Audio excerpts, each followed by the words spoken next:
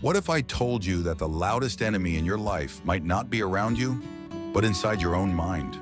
These voices we've all heard. You're going to lose everything. You won't come out of this. You're not smart enough, not bright enough. You started too late. You should have begun younger. Sometimes what holds us back isn't our circumstances. It's the voice in our head. Proverbs 23:7 says, "As a man thinks in his heart, so is he." You are not what the world says you are. You are not even what your fear says you are. You are what God says you are. Many of us are weighed down by fear, anxiety, toxic thoughts that spiral out of control at night. You believe lies from the enemy who wants to hold you hostage. You'll never change. You'll never measure up. You'll always be stuck. Those are not your truths.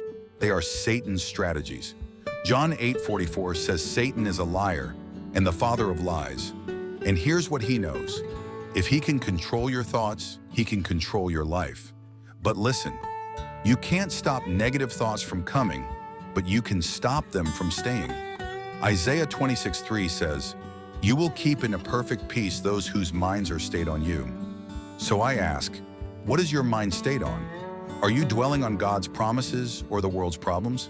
Let's be real. Some of you could solve 80% of your stress if you stopped replaying negativity in your head and started speaking God's truth. The right attitude is, yes, I don't know how this turns out, but God, I know you are faithful. You feed the birds. You clothe the lilies. You will take care of me too. Romans 12:2 tells us, "Do not conform to the pattern of this world, but be transformed by the renewing of your mind." Your thoughts shape your life. Your life will always move in the direction of your strongest thoughts. 2 Corinthians 10:5 says, "We take every thought captive to make it obedient to Christ." You're not a slave to your thoughts. You are the gatekeeper. So when that lie says, "You're not good enough," you respond, "I am fearfully and wonderfully made." When that whisper says, "You'll always be stuck," you declare, "I can do all things through Christ who strengthens me."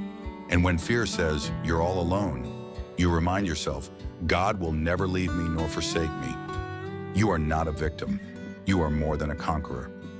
Romans 8:37 says, "In all these things we are more than conquerors through him who loved us." The devil doesn't need to tie your hands. He just needs to tie your mind. He's not trying to ruin your day. He's trying to ruin your destiny. You can't have a positive life with a negative mind. What comes into your mind comes out in your life. So let me tell you again, you don't have to accept every thought that knocks at your door. When the thought comes, "I'll never get past this problem," replace it to, "The Lord is my light and salvation. Whom shall I fear?" When the thought says, "I'm not enough," replace it to, "His grace is sufficient for me, for His power is made perfect in weakness." You are in a battle, and the battlefield is your mind. But the truth is your greatest weapon. Jesus said in John 8:32, "Then you will know the truth, and the truth will set you free." So don't let the enemy define your narrative. Don't let fear be the loudest voice in your head. God has not given you a spirit of fear, but of power, love, and a sound mind. Renew your mind. Guard your thoughts. Speak God's truth.